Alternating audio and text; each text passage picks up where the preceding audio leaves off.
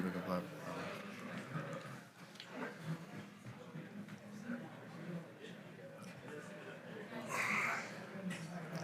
What's up, guys? How y'all doing? I'm good. Lucas? Guys, thank you guys for being here. I just wanted to give a shout out to Shinju for putting all this on. It's really incredible to be out here. A lot of really incredible minds out here today. We're excited to be here. I'm going to talk to you guys a little bit with Matt and Blake here about our Web3 Booking Platform that we're putting together, our NFT membership card, the community that we're putting together, and some of the utilities behind our NFT. Matt and Blake, you guys want to tell us a little bit about yourselves and how we got here? Yeah, sure. I'll jump in. My name is Matt Robertson. I'm the co-founder of Black Box Collective.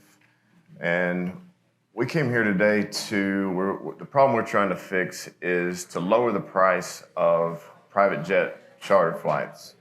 And what we've built with the help of our charter jet partner Fly Exclusive is a new NFT-based charter membership and a booking platform and mobile app that streamlines a charter jet's operation to lower the cost for them, thus lowering the cost for our members in that same process.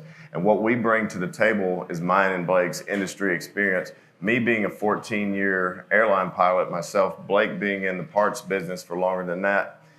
Blake, give them a little context on how we got to this point today and a little background on yourself. Yeah, so my name is Blake Powers. I grew up in the aviation industry or aviation business and around flying my entire life. I started flying when I was a kid, got my fixed wing license when I was 17, got my helicopter license when I was 19, went to Auburn University, graduated with a aviation and business degree. And actually that's when me and Matt met. We've been best friends ever since. But yeah, going back to your other question, my original goal, since I kind of got in and started dabbling with crypto and really more so with NFTs, was to merge the aviation industry and blockchain together, because aviation is kind of my passion, and I see so much potential with the blockchain and NFTs and stuff. So I think it first started, Matt, when we had bought VFriends and we were talking about the utility behind it, and I was just so happened to be at like the world's largest aviation conference in Vegas, and I was around a lot of charter companies, and I was able to kind of like start up conversation with them after me and Matt talked. We talked about doing several different things with starting an NFT and then having putting together these maybe communities or putting together a couple of flights for certain NFT projects, flying them to conferences and back, and then how could we all put this together? And it really just kind of went from there, I would say. Yeah, it's funny. It snowballed for Yeah, sure. It's funny how quickly it kind of happened. It went from the idea phase of actually could we fractionalize a membership like this to finding the perfect private jet charter company that they were already crypto friendly and Fly Exclusive, to sitting here today with a full-fledged platform and mobile app that really can revolutionize this charter industry. Yeah, and Fly Exclusive is our first official partner. They're one of the top 5 U.S. operators. They're a well-known jet charter. They're really excited to onboard our platform as it rolls out. And so, I mean, like the path is clear, and we're really here to just kind of spread the word about what we're doing and how we can really change, the standard in the aviation game and integrate blockchain for jet charters all around the world, right? Matt, I want to talk to you a little bit about what the membership model looks like with a typical jet charter and how we're differing that with our NFT model. Yeah, so currently today in the charter market, what you would see if you were a retail customer and you wanted to go out and get a membership to a charter company, you're going to pay upfront initiation fees of $75,000, $85,000. And then $1,200 a month, and that's before you even set foot in an airplane. That just gives you the privilege to go and book and then pay for, you still got your daily rates and hourly fees and all of this, so it's incredibly expensive. So what we're doing with our NFT-based membership is we have already took away the initiation fees and monthly dues. No, you wouldn't have to pay that. The only fee that you're going to pay is for our NFT, and it's 1.95 ETH. Right, and that's a lifetime access to our platform. It gives you access to our community that we're building, and I mean it's transferable. Like if the current pass that you have now or the market. You buy a 25-hour jet card now, you can't transfer those hours to anyone. And with what we have as NFT, you can transfer it, you can sell it. So it's an improvement over the current market in price and the functionality of an NFT. Absolutely. And I mean, on top of that, holding the NFT grants you access to the growing list of benefits that we're putting together through the more partnerships that we establish as we go on, right? I mean, people that we meet here might know people that have a jet charter or are looking to facilitate, blockchain integrations for their company. And we can help them out with that with our platform. And we're here to provide that ease of access for a gray area that's really coming up in the world. I want to talk a little bit with you, Blake, about our experience in traveling on a jet. We took a trip to the Bahamas, and it really put in our face a lot of the areas that we could really dial in to streamline on the user end, right? How's the user experience, and what can we do to bring that up to par with really what it should be? You're paying for a private jet. You shouldn't be having to deal with documentations, the stresses of gathering your whole party stuff. Blake was the one to deal with all that, man. And that, I'll kind of go to the backstory to that. So we had just kind of started this business / project, and I wanted to start it off by bringing all our team members together. And since we had just formulated a partnership with Fly Exclusive, they kind of offered us a special deal to go out and kind of do like a little like a team building exercise in the Bahamas. And we were talking to one of the big resorts out there about a giveaway and partnering up with them on some media stuff. But what happens is now you book a charter jet. When you do that, you have to like get with all your passengers as the party that's booking the jet. And this is a VIP service. You would think it's, very hands off. It should be streamlined, but it's not. I had to actually go and get everybody, all 6 of our passengers, I had to get their vaccine card copy. I had to get a copy of that, had to get a copy of their passport, a copy of their negative COVID test, had to get their weights, their baggage weights. But I had to call all of them, and it took me like a day just to even get in touch with them, then get their information. Then I had to formulate all the stuff in another email, and then send that to Fly Exclusive, and then we were good. But it took like 2 days to do that. And what we're doing is through our Web3 app, it eliminates that basically. We've got a companion process to where when you go in and connect to your wallet and you add your companion, your user profile. User profiles. Those are stored. So the next time you go and click in and you go to book a flight, those are already there. They're there and they're ready to go. Yeah, you can click it and say, okay, this guy's going. This, my wife's going. My kids are going, and it also plays into the payment platform. But I mean, overall, what it does is it reduces friction on the user end for what they have to do to get from point A to point B. But there's a backside to that, right? So we're also the platform that's tying in all of the jet charter operations and streamlining their communications. And as it works right now, the commercial airline industry runs efficiently because they're all in one network of communication and it's all in one stop. That doesn't exist for a jet charter market. It's all small groups communicating with each other, 5 lines of phone calls before one action gets completed. There's a lot of opportunity. We're like the first booking platform right now, but what we're doing is we're streamlining that information. It doesn't apply to anything, no rental cars or rental properties or any of that stuff. And we're looking at, spreading out, but right now we're focusing on the aviation stuff because we know aviation. Yeah. So piggybacking on the platform or on the profiles that Blake was talking about, it was a huge pain in the ass for him and us. So we fixed that part where you upload the documents at onboarding one time. You don't have to do it again. You can easily access it if you need it again. But the unique thing about our profiles is our system does is it sorts and separates all the users based on their home city. So that allows for automated alerts through our mobile companion app, our local plug app, where when a flight is booked from from these 2 cities, the people that are located, like I'm from Atlanta, if I booked a flight from Atlanta to New York, Atlanta and New York groups would both get that notification saying, all right, there's an opportunity now that you can share the flights together. That's what we're doing, is bringing together a community based on where you live to give the opportunity to share the flights per seat. That's nothing that's not being done today.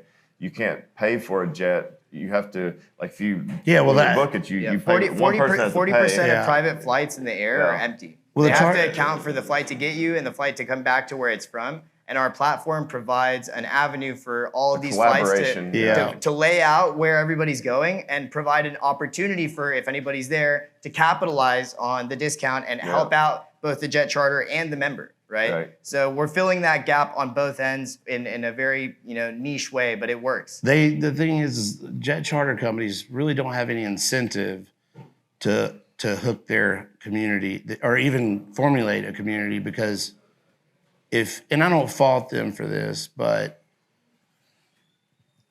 there's a potential way to make it way more accessible to fly private with Black Box Collective. Yeah, the sharing. And that is right now, jet charter companies, they want to sell that second leg. They don't want to share the daily rate. Like, they don't want they want another customer sharing with another customer, because that's like $6,000 out of their pocket that they could have made before. So they have no incentive to do that, because that's money made out of their pocket. So we don't do that. To piggyback off that, Blake, you said accessibility, and that's the biggest part about what we're offering. And you're a prime example of how you've been able to use that accessibility to private jets to push your business, right? Yeah. And I want to tap in with you about how you've been able to grow your business and network, and also how private jets can come in handy in terms of emergency situations and different kind of medical needs that we can help our members get out of if they're in situations. Yeah, those are both good areas to talk about. I mean, me personally, as a businessman, I've owned 2 companies and for over a decade, and I can tell you, to put your face in 3 different meetings, like personal meetings in a day, and still be home for dinner with your kids and your wife, and be able to follow up in your office like about those meetings and seal those deals. I've been able to do that multiple times. Obviously, there's times where it doesn't make sense financially to have that, private jet or the means to travel around. But so that's quickly. the gap that we're filling. Yeah, and then go into the emergency thing. I mean, aside from like the benefits, like such as not having to go through a commercial airport and wait in lines and wear a mask the entire time you're in an airplane, that kind of sucks. Now, I'm not saying wearing masks is a bad thing. That's completely up to each person, but I don't like wearing masks in an airplane, and right now you got to wear it the entire time. So those are the real obvious ones. The other one that we're really speaking of is the medical part. There's a thing called med flights. It's they have obviously helicopters. You get in a car accident, you get picked up and taken to a hospital. We'll have that, and it comes with our membership, which is awesome. We've already teamed up with a company out of South Florida that basically, if one of our members is out of the country, they get hurt, sick, need surgery, and we have a 1-800 number, and I don't know if it's posted on the website. Literally just got posted up, or it's getting posted. I think it is, James yeah. on it, yeah. But you call the 1-800 number, and we get right on it, and we'll get you back to the States or whatever remote location you're at. We'll get you to a place where you can get some And I mean, help. coming out of the past couple of years in the pandemic, a lot of things have come forth, and a lot of people have been put in situations that were really unpredictable. And I myself found myself, I went on a 9-day trip to Australia, spring break 2020, before the pandemic had hit. And it was on the 5th or 6th day of this 9-day trip that I took, where the Australian government suspended international travel, grounded all flights, and I was told I was not allowed to leave for an indefinite and continuous amount of time. And it turns out Australia suffered through some of the hardest and longest lockdowns in the world, and I ended up being stuck there for 16 months. 9-day trip, you know what I mean? I was stuck there 500 days. I had no idea when I'd be able to leave or how I'd be able to leave. When the avenue came to buy a flight from the commercial airlines, I had a $250 credit that was returned to me, and I was positioned to purchase a $10,000 one-way flight home. And the entire 16 months I was there, I couldn't work, I couldn't study, I was in lockdown. So the Australian government had no answers for me. The American embassy had no answers for me. It was a gray area. So to be able to come out of that situation and get here and start on this project and get to the point where it's ironic that you're actually working with us. We can fill that though, gap. yeah. I spent 16 months sitting there banging my head Look on the wall. at the upside though. You met your wife. How would I ever, and the only reason that I made it through is though. because I was visiting a beautiful woman, and I ended up marrying her and moving her back here with me. So, I made lemonade out of my lemons. But That's the thing. I'm happy. I'm happy to be able to. Thank you. I'm happy to be able to fill in that gap, man, because it was an impossible solution. You know what I mean? Like, how would I ever be able to come out of a situation like that and then even position the idea like, hey, we could help somebody out that's in that position? Or even further than that, if anybody's in a domestic medical emergency, an international medical emergency, we're that line of support when realistically, like, nobody has an answer for you, you know? Yeah, look, I want to say something. We're here not to really sell anything per se. Obviously, we'd love to sell some memberships, but we're here to, collaborate with everybody. This is an interesting community. Everybody in this room, and I've been to a couple of these small conferences. This is awesome just to talk to everybody, and it's just a lot of like-minded people. So we're providing that community for empathy to grow, this community for everybody to collaborate, for everyone to have a resource and a tool that promotes traveling.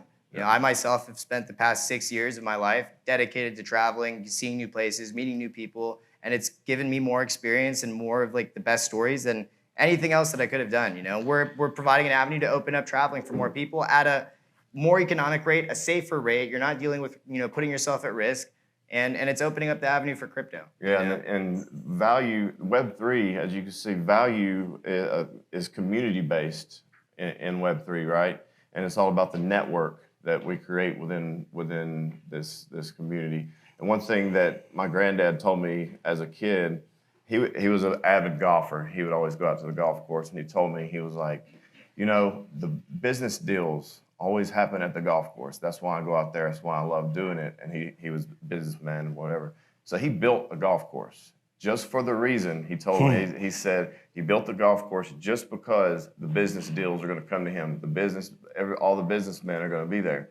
So this right here is kind of like the golf course for me that I'm building, because all the innovators that can see the use in a product like what we're offering, lowering the cost, where before it's so far out of range, nobody even thinks that private flights are accessible to most people, right?